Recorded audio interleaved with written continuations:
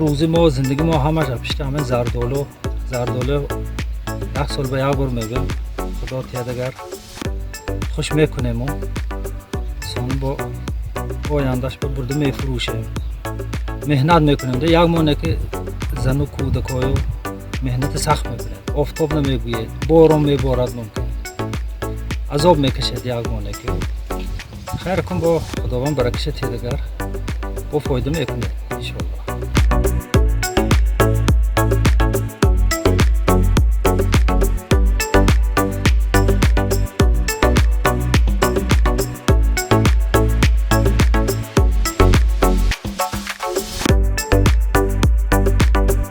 از 4 کیلو یا 3 کیلو زردو لیتر ما 1 کیلو میوه خشک استحصال میکنیم.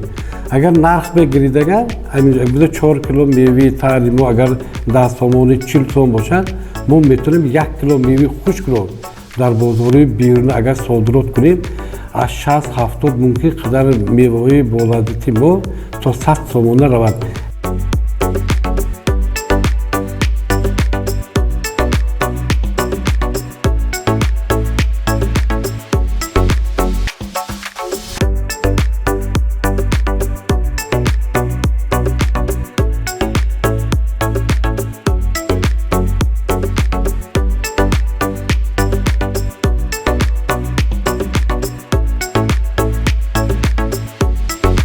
ما کارکرد رو در تاجیکستان بسیارتر کنیم همین قدر بسیارتر یکم جایهای کاری نو پیدا می شود.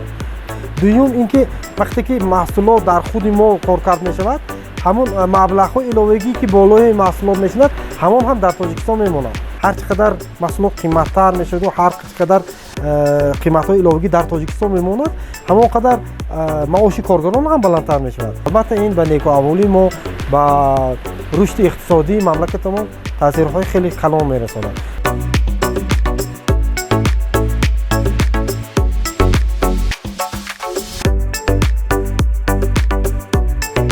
ما میخواهیم که بازارهای نو مثلا بازارهایی که اقتدار خریداریشون بلندتر است بازارهای سرخریدارتر و بازارهای استوارتر رو برای محصولات خودمان پیدا نموده در آنجا کارها رو ادامه دهیم.